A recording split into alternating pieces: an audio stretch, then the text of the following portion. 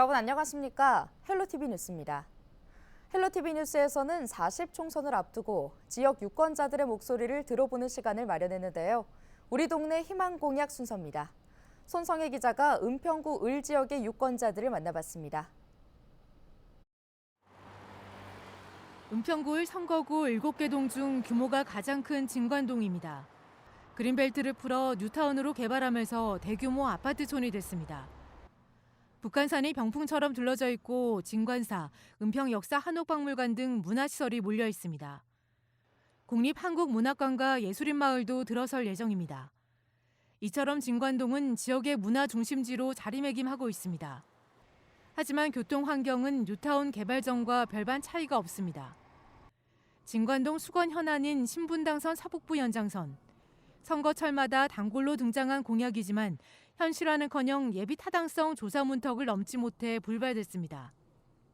예타 제도의 이 병폐로 인해서 서북부의 교통 대책이 훼손된다는 이 부분에서는 심히 유감스럽고 그것이 대안 노선이든 아니면 서북 이 신분당선의 새로운 좀 다른 여러 가지를 포함시켜서 강남북의 이 균형 발전의 핵심적인 이 방향성 제시, 서북부의 교통 대책을 풀어주는 지혜를 좀 모아주셨으면 하는 그런 바람입니다. 지역 경제의 중심이 되는 연신내 상권은 침체를 겪고 있습니다. 가련 1, 2동의 재개발 사업이 진행되면서 거주 인구가 줄어든 데다 경기 불황이 장기화되고 있기 때문입니다. 실제로 연신내 소규모 집합상가 공실률은 전국 평균보다 3배 이상 높은 것으로 나타났습니다. 거의 한 12,000명 가까운 주민이 이주를 했다는 얘기인데, 그러므로 인해서 상권 자체가 이 골목 상권, 연신내 상권이 거의 상권이 완전히 좀 가라앉았거든요. 연신내에는 현재 지하철 2개 노선이 다닙니다. 이르면 올 연말부터는 GTX A 노선도 다닐 예정인데 교통망 확충이 지역 경제엔 악재가 될 수 있다는 우려도 나옵니다. GTX가 개통이 되면 강남 30분이라고 하니까 더 빠져나가서 놀다가 잠만 잘 건지 외부에서 와가지고 여기서 놀다 갈 건지. 구산동은 전형적인 주거 지역입니다. 학교와 사회복지시설이 다수 자리 잡고 있고 장애인 등록 인구가 은평구 16개 동 중 2번째로 많습니다. 장애인들과 그다음에 이제 어르신, 노인분들을 위한 그런 복지 시설도 많았으면 좋겠고요. 저희가 학교가 10개다 보니까 아이들이 좀 마음 놓고 쉴 수 있는 공간도 부족하거든요. 주민들은 복지 사각지대에 있는 이들을 위한 정책을 바라고 있습니다. 알게 모르게 저희 사각지대에 놓인 일반 서민들이 좀 많아요. 예를 들어서 이제 기초생활수급자라던가 저소득층 이런 분들은 이제 등록이 되어 있기 때문에 좀 많은 국가에서 지원을 많이 받고는 있지만, 근데 1인 가구라든지 그다음에 한부모 가정이라든지 이제 보이지 않는 곳에서 좀 힘들게 겪고 있는 분들이 많아가지고. 불광동의 가장 큰 현안은 재개발입니다. 현재 14곳에서 정비 사업이 추진 중인데 속도가 문제입니다. 재개발 추진이 너무 많이 되고 있다. 그다음에 오지구가 너무 오랜 시간, 한 20년이 넘게 재개발이 추진 중에 있기 때문에 지금 너무 노후돼 가지고 지금 사람들이 떠나기도 하고 또 이 장마가 지거나 어릴 때 좀 어려운 부분들이 많이 있죠. 주민들은 또 서울혁신파크에 은평을 대표할 만한 시설이 들어오기를 바라고 있습니다.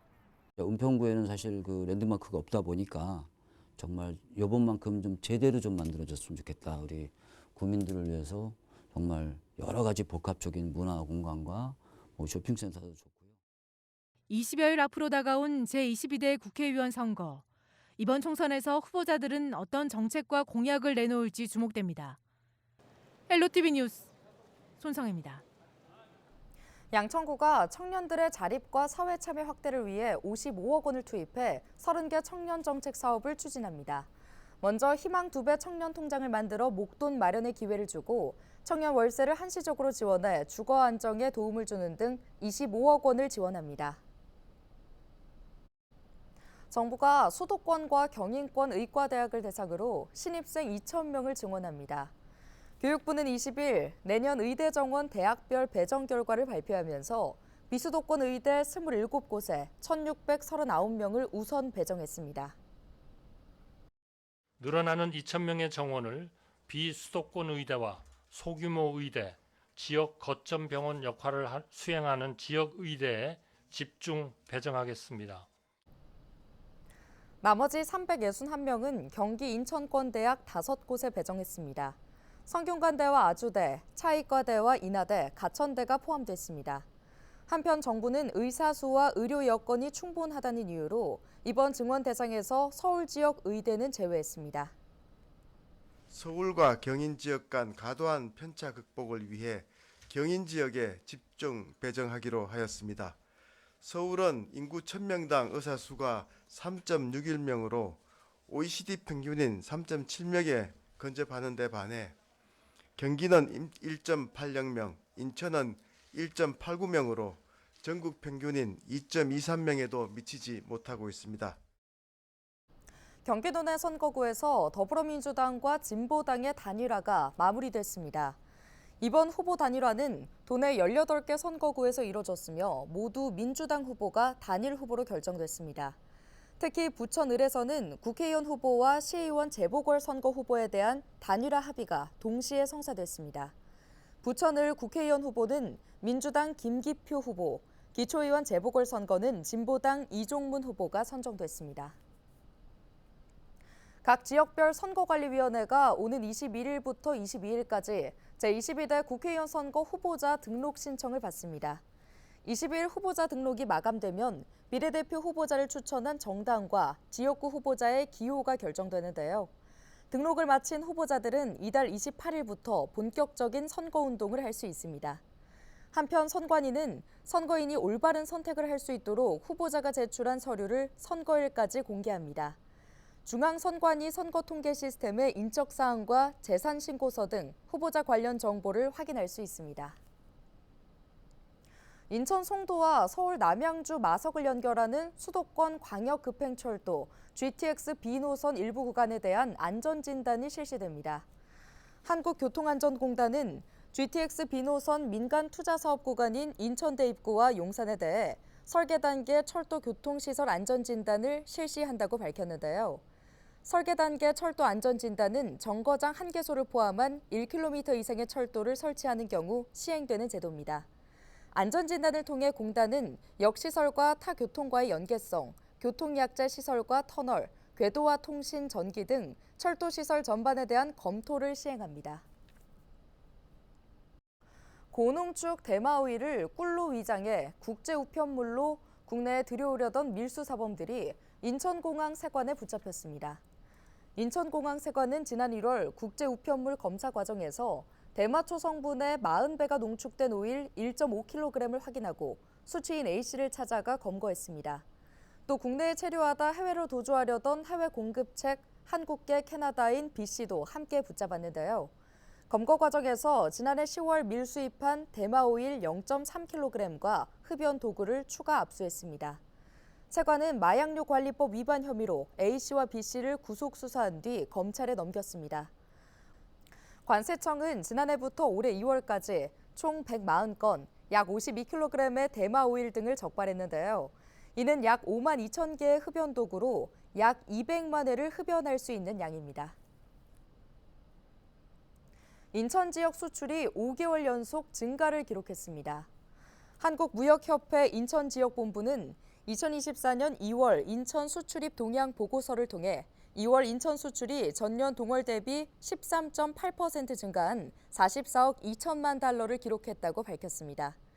인천 지역 수출은 지난해 10월 이후 5개월 연속 증가를 기록했으며 수입은 10.6% 감소한 49억 달러, 무역수지 적자는 4억 8천만 달러였습니다. 인천의 최대 수출 품목인 반도체는 전년 같은 기간 대비 54.3% 증가한 11억 1천만 달러를 수출했습니다. 최대 수출 대상국인 중국으로의 수출은 55.2% 증가하며 4개월 연속 증가를 이끌었습니다. 자동차의 경우도 지난해 동월보다 2.6% 증가한 5억 5천만 달러로 증가세는 다소 둔화됐지만 22개월 연속 상승을 기록했습니다. 국가별로는 상위 10대 수출 대상국 중 인도와 튀르키예를 제외한 국가로의 수출이 모두 증가했습니다. 서울시가 농산물 가격 안정을 위해 저렴한 가격으로 사과와 대파를 공급합니다. 서울시는 가락시장과 롯데마트와 협력해 유통 판매 마진을 크게 줄인 사과 7.5톤과 대파 17톤을 공급하기로 했는데요. 공급 기간은 오는 21일부터 사흘간이며 사과는 2.5kg 한 박스에 9,990원, 대파는 1kg에 2,950원에 판매됩니다. 이 같은 판매 가격은 소매 가격 대비 66%, 대파는 24% 저렴한 수준입니다. 서울시는 장바구니 물가 안정을 위해 가격이 급등하는 농산물을 저렴하게 공급할 예정입니다. 출퇴근 시간 유연 근무를 활용하면 도로나 철도 건설 없이도 교통 문제를 해결할 수 있다는 연구 결과가 나왔습니다. 경기연구원은 당신의 출근 시간만 바꿔도 교통 문제가 해결됩니다라는 제목의 보고서를 발간했다고 20일 밝혔는데요. 보고서에서는 직장인의 10%가 1시간 일찍 출근하고 20%가 늦게 출근하는 시차 출퇴근 제도를 제안했습니다. 제안대로 수도권에서 시차 출퇴근제 30%를 달성하게 되면 하루 출퇴근 시간이 평균 9.4분 절감된다고 경기연구원은 설명했는데요. 경기 남부에서 서울로 출퇴근하는 시민들은 하루 22.4분 절감 효과가 있는 것으로 조사됐습니다. 특히 연간 1조 3,382억 원의 사회적 비용 절감 효과가 기대된다고도 덧붙였는데요. 경기연구원의 관계자는 서울 양평고속도로의 연간 편익이 1,037억 원인 것을 고려하면 서울 양평고속도로급 도로 13개를 건설하는 것과 동일한 효과라고 말했습니다.